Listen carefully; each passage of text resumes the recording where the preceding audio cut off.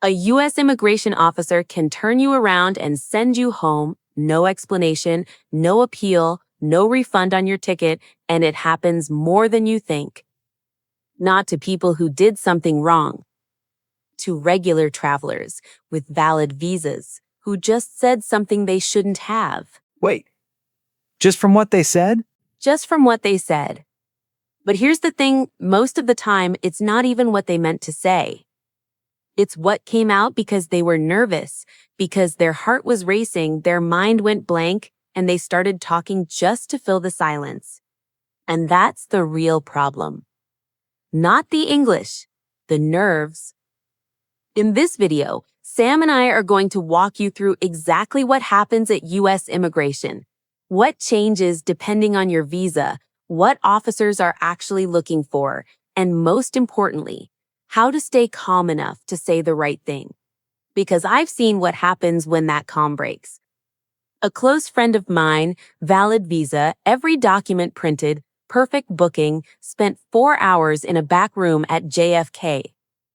She wasn't lying. She wasn't hiding anything. She just got nervous. And nervous people talk too much. You won't make that mistake. Before we get into all of that, I'm Anna, and this is Sam. Hey. Welcome to Learn Anna, Learn English Today. Every week we have real conversations in English about real situations you're actually going to face. If that sounds like something you need, subscribe. And if this video helps you, leave a like. It helps other people find this conversation before they need it. Okay, let's get into it. Something changed. And I don't mean slowly, over time. I mean, in the last 12 months, the experience of arriving at a U.S. airport has become something completely different from what it used to be. I started noticing it when my phone wouldn't stop. Friends, colleagues, people I hadn't talked to in years, all asking the same thing. Anna, I'm traveling to the U.S. next month. What do I need to know? Not just people from one country. People from Brazil, from India, from the UK, from Mexico. All of them suddenly worried about something they never had to think about before. What changed specifically? Like, what are people actually scared of? Everything got stricter and faster.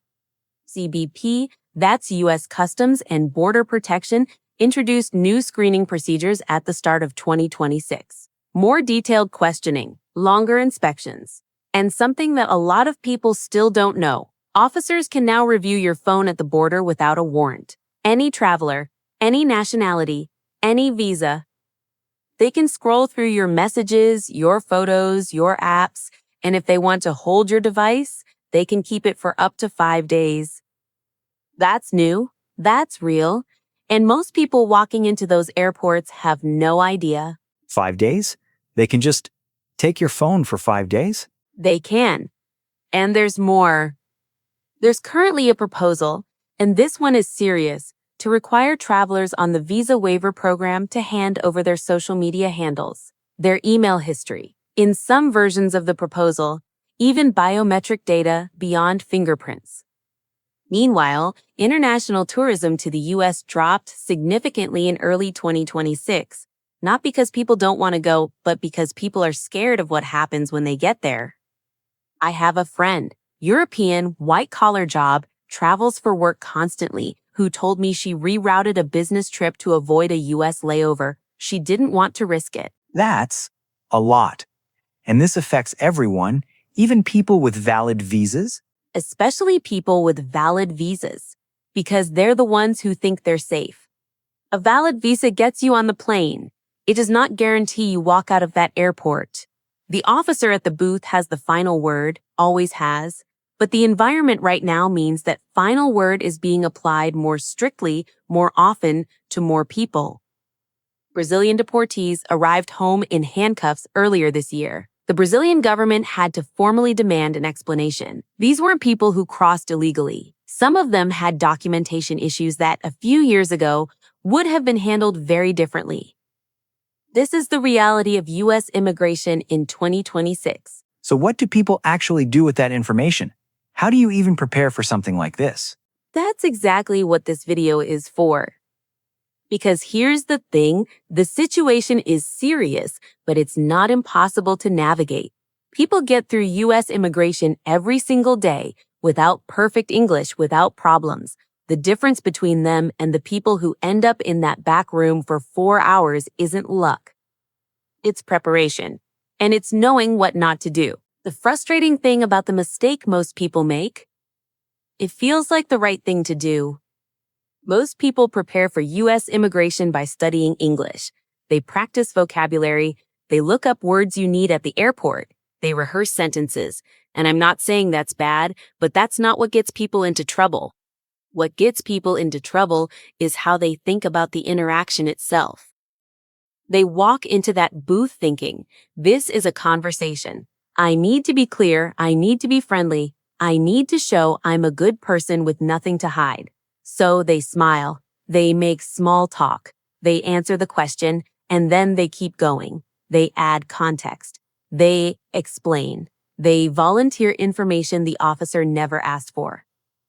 And every single extra word is a new thread the officer can pull. Wait, so being friendly is the problem? Being friendly is fine. Being chatty is not. There's a term for this, and you're going to hear it a lot in this video. It's called volunteering information. It means saying things you weren't asked to say. And it's the single most common reason normal travelers with valid visas end up in secondary inspection. I'll give you a real example. Officer asks, "What's the purpose of your visit?" Correct answer, tourism. What most people say. Tourism. I'm visiting New York and then going to Miami. I've always wanted to see both cities. My cousin actually lives in Miami. She's been there for about 3 years now, so I'll be staying with her part of the time. And just like that, the officer now has a cousin who lives in the U.S. That's a new variable. That's a potential tie to the country. That's a reason to ask more questions. And the person had no idea they just made things harder for themselves. No idea, because it felt natural. It felt human. I actually did this myself, not at immigration, but when I was helping a friend prepare for her trip. I told her, just be yourself, be open, show them you have nothing to hide. Genuinely thought that was good advice. She came back and told me she'd spent 2 hours answering follow-up questions about her cousin. That's when I realized the advice most people give, and most people get, about immigration is built on a completely wrong assumption. The assumption that this is a conversation between two people. It's not. It's a verification process. The officer is not there to get to know you. They're there to confirm that who you say you are matches what your documents say, and that your reason for being there matches your visa. That's it. Everything outside of that is noise, and noise creates suspicion, not goodwill. So the whole just be yourself thing Is the worst advice you can give someone going through U.S. immigration. Be yourself, but be the version of yourself that answers the question and stops. And to really understand why that works and why the opposite backfires so consistently, you need to understand a few things about how this process actually functions.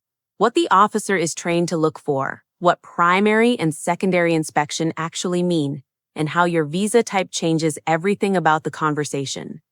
Because once you have that base, the 5 steps we're going to walk through make immediate sense. 3 things. That's all you need before the steps make sense. First, the difference between primary and secondary inspection. Primary is the booth. The officer, your passport, a few questions. Most travelers are there for 2, maybe 3 minutes. That's it. Secondary is the room. If something in primary raises a flag, an inconsistency, an answer that doesn't match your documents, you get sent to a separate area, no phone, no explanation of how long. You just wait until someone comes. And here's what most people don't know about secondary. It's not an accusation. It's a process. The officer isn't convinced you did something wrong. They just need more information. Most people who go to secondary come out the other side and board their flight. It just takes longer. that reframes the whole thing. It's not you're in trouble. It's we need more time. Exactly. and knowing that removes most of the panic if it happens. Second, what the officer is actually evaluating. Not your English, not your accent, not whether you seem nervous. Everyone seems nervous. Consistency. That's the job. Does your reason for visiting match your visa? Does where you're staying match your booking? Does the length of your trip match the money you said you're carrying? You can get through with basic English and a strong accent, as long as your answers are clear and consistent. And you can fail with perfect English if your answers contradict each other. It's not about impressing them, it's about not confusing them. Not impressing, not confusing. I like that. Third, your visa type changes the conversation. Tourist, B1 or B2, they want to know you plan to go home. A return ticket, a job, a family. Something that says, this person has a reason to leave. Student visa, -1, minus, they want your I-20. That's the document from your university, your program, your school, your start date. If you can't answer basic questions about the university you're supposedly attending, that's a flag. Work visa, -H-1B, same want consistency with your petition. Same employer, same role, same location. If anything changed between approval and the moment you're standing at that booth, you need to be ready to explain it. 3 visas. 3 different conversations. Same underlying principle, consistency. I remember the moment this clicked for me. I was helping a friend prepare, and I kept trying to teach her vocabulary. Words, phrases, how to pronounce destination. And she looked at me and said, but what are they actually trying to find out? And that question changed everything. We stopped practicing language and started practicing clarity. She went through primary in under 3 minutes. That's what these 3 concepts give you. Not better English, better clarity. And with that, the 5 steps are going to feel very natural. Let's start with the first one. And this one happens before you even get to the airport. Step 1 happens before you leave your house. And I know that sounds obvious, but most people's preparation looks like this. They pack their documents the night before, maybe Google what to say at US immigration on the plane, and hope for the best. That's not preparation, that's just showing up. Real preparation has 4 parts, and each one connects directly to what we just talked about. First, your documents, not in your bag, in your hand, or at least in a folder you can access in 30 seconds. Passport, visa, return ticket, and proof of where you're staying. Printed. Not on your phone. I know that sounds old-fashioned, but officers still ask for paper. And if you're standing there scrolling through your email trying to find a booking confirmation while the line behind you grows, that's already creating friction you don't need. Why printed specifically? They can't just look at your phone. They can, but handing someone a printed document says, I came prepared, I know why I'm here.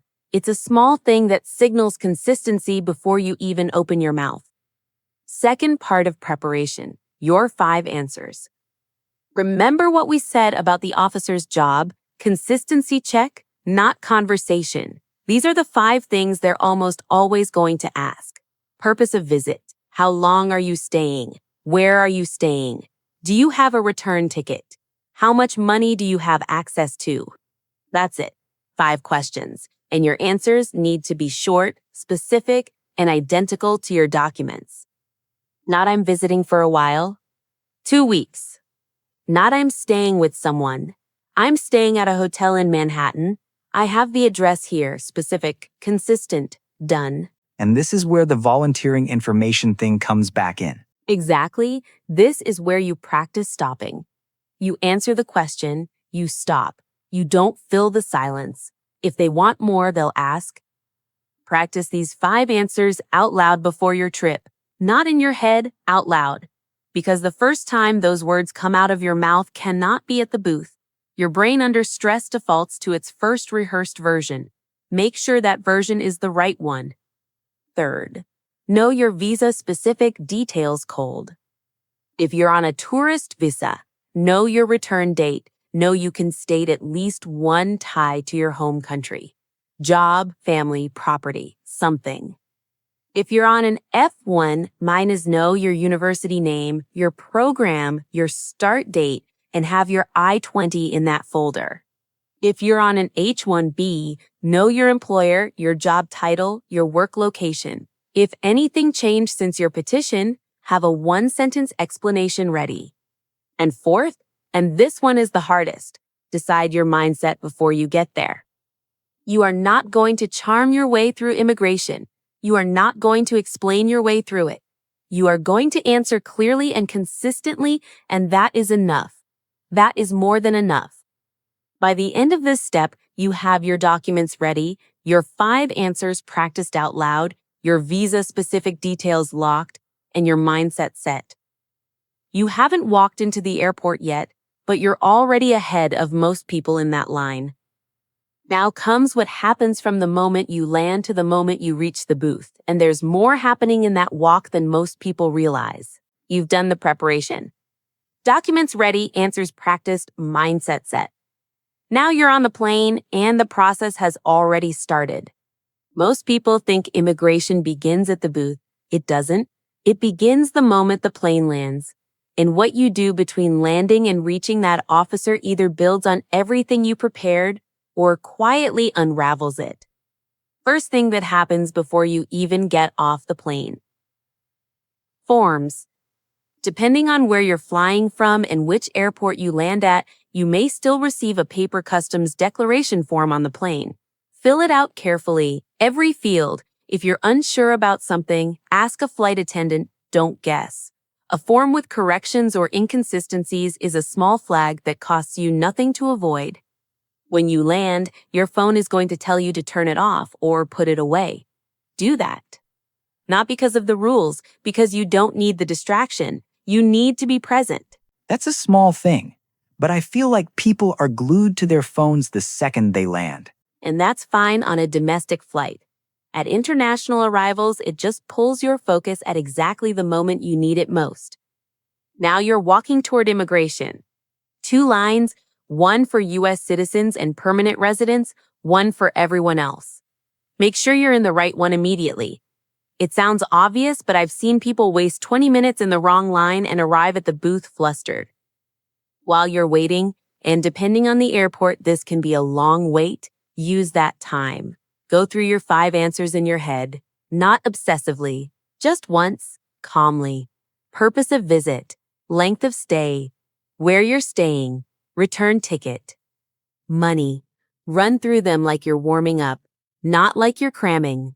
This is where the preparation from step 1 starts paying off visibly. You're not anxious about what to say. You already know. So instead of spending that wait time in your head panicking, you're just waiting calmly. And calm looks different. Officers notice it. So the preparation actually changes how you physically appear in the line. It does. And that matters more than people think. Next, biometrics. At most U.S. airports, before or during primary inspection, you'll have your photo taken and your fingerprints scanned. Both index fingers, sometimes all 10. It's fast, 30 seconds, but people tense up because they don't expect it. Now you know it's coming. So when it happens, you just do it. No reaction, no question, no hesitation. It's part of the process. Then you reach the booth. Documents already in hand. Passport open to the photo page, visa visible. You don't hand anything over until the officer asks. You don't speak until the officer speaks. You make natural eye contact. You're not performing calm. You actually are calm because you've been here before in your preparation. By the end of this step, you've navigated the entire path from the plane to the officer without a single unnecessary complication. You arrive at that booth exactly the way you prepared, ready. And now comes the step that everything has been building toward, the actual conversation. This is where it gets real, and this is where most people either hold it together or fall apart. The officer looks at your passport, looks at you, and says, "What's the purpose of your visit?" This is it. Everything you prepared, everything you practiced, everything we talked about, it all comes down to the next 60 seconds. And I want to be honest with you, This is the hardest part, not because the questions are complicated, because your body doesn't care that you prepared, your heart rate goes up, your mind speeds up, and the silence between their question and your answer feels much longer than it actually is. That silence is where most people fall apart. It's exactly the moment we talked about at the beginning, where the nervousness turns into words that weren't asked for. The officer asks one question and the person answers three. Not because they're lying, because the silence feels unbearable and filling it feels safer. You know better now, so let's use that. So, what does the actual conversation look like when it goes right? It's shorter than you think. What's the purpose of your visit? Tourism. How long are you staying? 2 weeks? Where are you staying? At a hotel in New York. I have the address here. Do you have a return ticket? Yes? Hand it over. How much money do you have access to? About $2,000. That's a primary inspection that ends in 3 minutes. No follow-up questions, no flags, just a stamp and a enjoy your trip. The whole thing works because of consistency, the concept from our base. Every answer matches a document. Every document matches the visa. The officer's job is done. There's nothing to investigate. And if you don't understand a question, You say, could you repeat that, please? That's it. 4 words. Officers hear it constantly, from native speakers too, because the booths are loud and the glass is thick. It is not a flag. It is not suspicious. It is a normal human thing to say. What you don't do is guess. If you didn't understand and you answer something different from what was asked, that's an inconsistency. That's the flag. Now, the question most people are actually afraid of isn't about tourism. It's the follow-up. The second question, the one that comes when the officer isn't satisfied with the first answer. You said you're staying with a friend. What does your friend do? You mentioned you've been to the US before. What did you do on that trip? Your visa is valid for 10 years, but you're only staying 2 weeks. Why so short? These feel like traps. They're not. They're consistency checks. Exactly what we said the job is, and the answer to all of them is the same approach. Short, specific, true, and done. Don't explain. Don't justify. Don't apologize for the answer. Just answer. I know this feels uncomfortable. It feels cold. It feels like you're being rude by not being warmer. You're not. You're being clear. And clear is exactly what gets you through. Everything you built in steps 1 and 2, the documents in your hand, the answers you practiced out loud, the calm you carried through that line, it all converges right here in this conversation.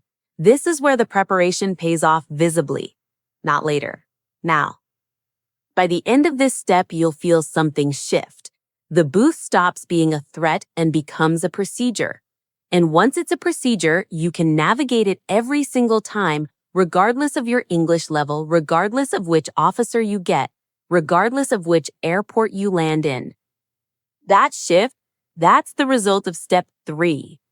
And steps 4 and 5 take everything you just built and show you what to do if the process goes longer than expected, and how to turn this whole system into something you never have to think about again. Now let's talk about secondary inspection.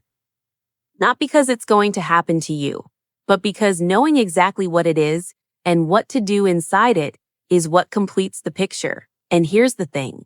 Once you understand it, it stops being the scary part of this process. It becomes just another step you know how to navigate. Remember what we said in the base? Secondary is not an accusation, it's a process. The officer needs more information before they can clear you. That's it. So if it happens, and for most prepared travelers it won't, here's what you do. You follow the officer, you don't ask why, you don't explain anything unprompted, you sit down and you wait. I know the waiting is the hardest part. No phone, no updates, no one telling you how long, just a room and other people who are also waiting. And your brain is going to want to do something, rehearse explanations, go over everything you said, wonder what triggered it.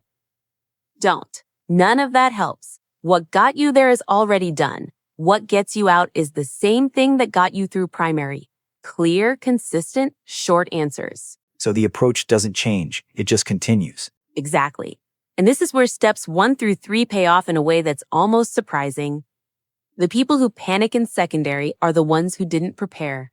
They didn't practice their answers. They don't have their documents organized. So when an officer sits down across from them and starts asking detailed questions, they start reconstructing everything from scratch, under pressure, in a second language, in a room that already feels threatening.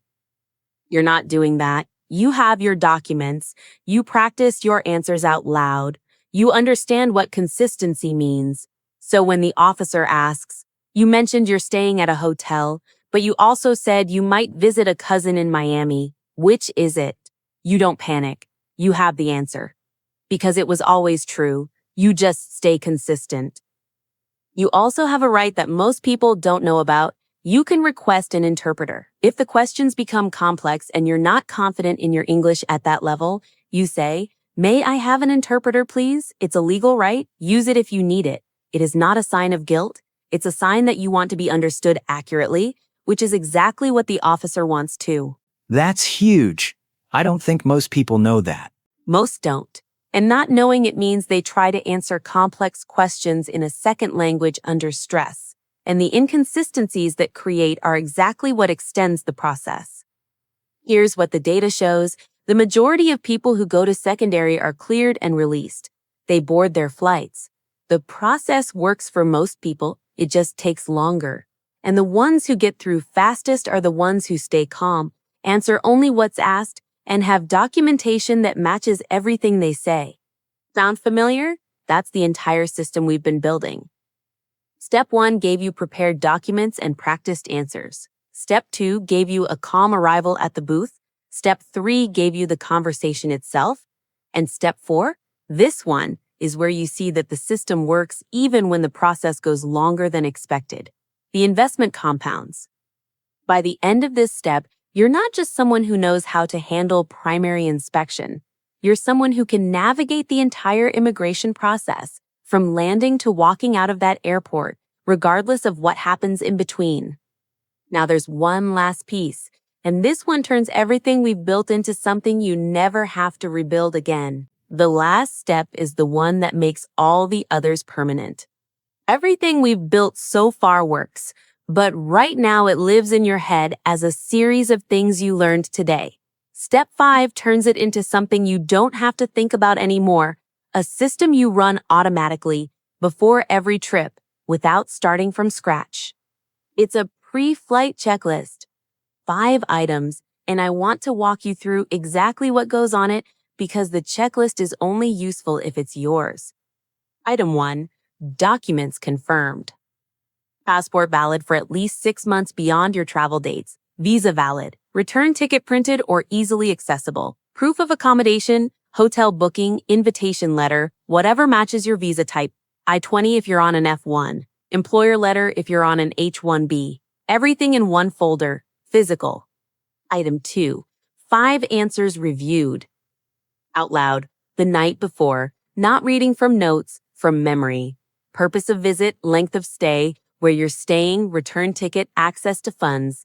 30 seconds. That's all it takes when you've already practiced them before. And the out loud part is non-negotiable. Non-negotiable. There's a difference between knowing something and being able to say it under pressure. The out loud practice closes that gap. It's the single thing I've seen make the most visible difference. Item 3. Visa-specific detail confirmed. One thing that's specific to your visa type. Tourist. You can name one concrete tie to your home country, a job, a family member, a property. Student. You know your program's start date and can say your university name without hesitating. Work. You know your employer and job title exactly as they appear on your petition. One item. Specific. Confirmed. Item 4. Secondary inspection acknowledged. Not feared, acknowledged. You remind yourself, if it happens, I know what it is, I know what to do, I know my rights, I can request an interpreter, I answer only what's asked, my documents are consistent, that's enough. Item 5, and this is the one that closes the system mindset confirmed. You are not going there to impress anyone. You are not going there to make friends. You are going there to confirm information that is already true. Your documents are real. Your answers are consistent. Your reason for being there is legitimate. You're not hoping it goes well. You know it will because you prepared. When I started giving this checklist to people before their trips, something shifted. Not just in how they got through immigration, in how they felt on the plane. The anxiety that used to build for the entire flight just wasn't there in the same way, because there was nothing left to worry about. Everything was already handled. That's what the checklist does. It doesn't just prepare you for the booth, it gives you the flight back. Think about where we started. The environment around U.S. immigration in 2026 is stricter, faster, less forgiving than it used to be. That was the urgency. The mistake most people make, volunteering information, treating a verification process like a conversation, that was the trap.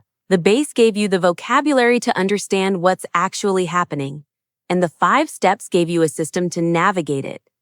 The urgency is real, but you're ready for it. The mistake is common, but you won't make it. The process is strict, but you understand it. That's the difference between the person who walked into this video and the person who's about to close it. Now, before you go apply all of this, there are a few specific places where people trip up even when they know the steps. And these are different from the approach error we talked about at the beginning. Those were mistakes people make because they don't know better. What I'm about to show you are mistakes people make even when they do. 5 errors. Specific ones, each tied to a step. First error, and this one happens in step 1. People prepare their documents but don't practice their answers out loud. They read them, they think them, they feel ready. And then they get to the booth, and it's the first time those words have actually left their mouth. In English, under pressure, with someone staring at them. The brain under stress goes blank. Not because you don't know the answer, because you never made the physical act of saying it automatic. The fix is simple, and I keep repeating it because it keeps being the thing people skip. Say your 5 answers out loud the night before. Record yourself if you can. Play it back. The version you hear should sound calm and natural, not rehearsed, not hesitant. If it doesn't, say it again. It's like warming up before a game. Exactly that. You wouldn't run a race without warming up your legs. Don't run this without warming up your answers. Second error, step 2, wrong line. It sounds too simple to mention, but I've seen it cause real problems. People arrive tired after a long flight, follow the crowd, end up in the citizens' line, get redirected 20 minutes later, and arrive at the booth flustered and slightly embarrassed. That emotional state carries into the conversation. Look for the signs before you join any line. Non-U.S. citizens, visitors, foreign nationals, those are your signs. Take the 30 seconds to confirm before you commit.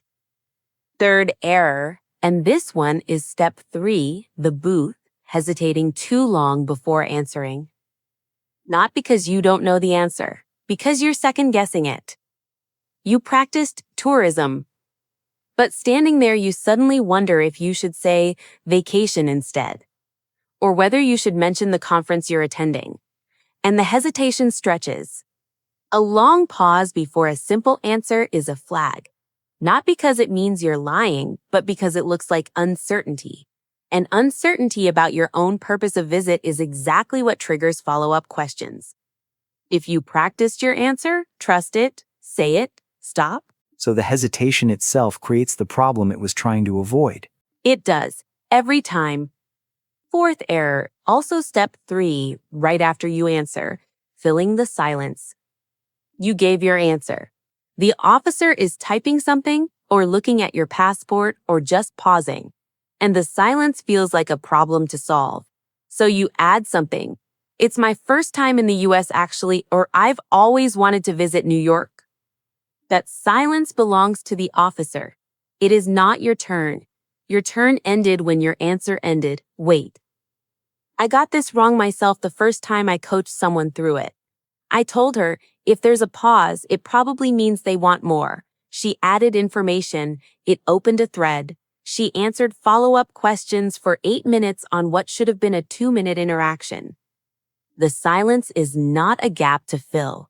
It's the officer doing their job. Fifth error. Step 4, secondary inspection.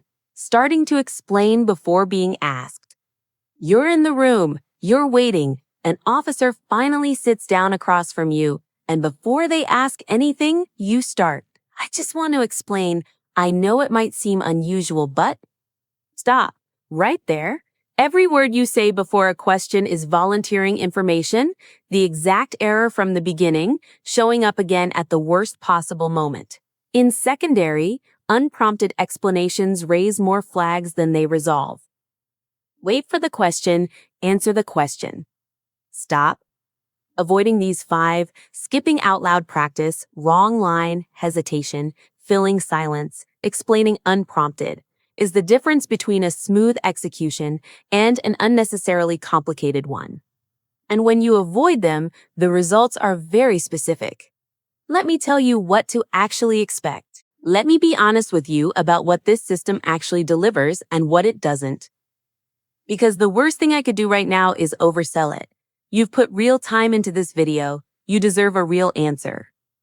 Steps 1 and 2, preparation and airport navigation, have an immediate effect. The first trip after you do this properly, you'll feel it in the line. Not after weeks of practice. That same trip, the anxiety that used to build from the moment you boarded the plane is quieter because there's nothing left to figure out. You already figured it out. That shift happens fast. Step 3, the booth takes 1 real repetition to consolidate, meaning the first time you go through primary inspection with this system, it will feel different from anything before it. Shorter, calmer, more controlled. Most prepared travelers get through primary in 2 to 3 minutes. Not because they're lucky, because the officer has nothing to investigate. Consistent answers, matching documents, no volunteered threads. Done. You may still feel nervous. That's normal and it doesn't matter. Nervousness is invisible when your answers are clear. Officers are not reading your emotional state. They're reading consistency, and yours will be there. So the nerves don't actually affect the outcome if the preparation is solid. Not significantly. I've seen people shake slightly at the booth and sail through in 90 seconds. Because everything they said matched everything in front of the officer. Steps 4 and 5, secondary inspection and the checklist consolidate over 2 or 3 trips. The first time you go through this process fully prepared, you understand it intellectually. The second and third time, it becomes automatic. The checklist stops feeling like a checklist and starts feeling like just what you do before you travel to the US. That's the real result of step 5. Not a single good trip, a permanent change in how you approach this process every time. Now, what not to expect? Don't expect this system to guarantee you won't go to secondary inspection. Nobody can guarantee that. Secondary can be triggered by database flags, random selection, visa category patterns, or things that have nothing to do with what you said or did. It happens to prepared travelers too. What the system guarantees is that if you go to secondary, you'll know what it is, you'll know what to do, and you'll get through it faster than someone who didn't prepare. That's a meaningful difference, but it's not immunity. Also, don't expect your English to feel perfect. It won't. That's not the goal. The goal is clear and consistent, and those 2 things are available to anyone who prepares, regardless of accent, regardless of fluency level. My friend, the one from the beginning of this video, the one who spent 4 hours at JFK, traveled again about 6 months later. She did steps 1 through 5, primary inspection, just under 3 minutes, same English she had before, same accent, same nerves, honestly. Different preparation, different result. That's what's available to you, and it fits into your routine more easily than you might think. Last thing, and this one is practical. Everything in this video works, but only if you actually do it before you travel. So let me give you a realistic way to fit it into your life, depending on how much time you have. If your trip is 4 or more weeks away, you have the ideal scenario. Week 1, steps 1 and 2. Gather your documents, organize your folder, confirm everything is valid and printed. Then map the airport process in your head or look up the specific airport you're landing in. 20 to 30 minutes total. You're not studying. You're just organizing what already exists. Week 2, step 3. This is your practice week. Every other day, Monday, Wednesday, Friday, spend 10 minutes saying your 5 answers out loud. That's it. 10 minutes, 3 times. By Friday, your answers will feel automatic. Week 3, steps 4 and 5. Read about secondary inspection once, not obsessively, just once, so it's no longer abstract. Then build your checklist. Personalize it for your visa type. Write it down somewhere you'll actually see it before you leave. Week 4, one full run-through. The night before your flight, not the morning of, the night before, go through your checklist, say your answers out loud one more time, confirm your documents are in your folder. 15 minutes, then close it and rest. That's genuinely not a lot of time for what it delivers. It's not. Most people spend more time worrying about immigration than it would take to just prepare for it. Now, if your trip is 1 to 2 weeks away, days 1 and 2. Steps 1 and 2 together. Documents and airport process in one session. 45 minutes maximum. Days 3 through 5. Step 3 exclusively. Answers out loud, every day 10 minutes. This is your priority for those 3 days. Days 6 and 7. Steps 4 and 5. Secondary inspection, checklist built, everything confirmed. Night before departure, 15-minute review. Documents, answers, mindset. Done. And if you're leaving in less than 3 days, maybe you booked last minute, maybe this video found you at the last moment, here's the minimum viable version. One thing. Just one.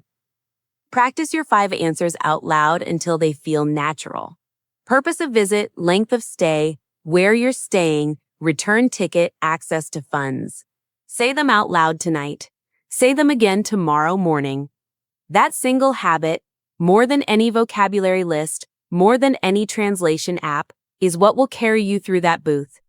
Everything else in this video is still here when you need it. For the next trip, or the one after that. I give people these plans all the time, friends, colleagues, anyone who asks.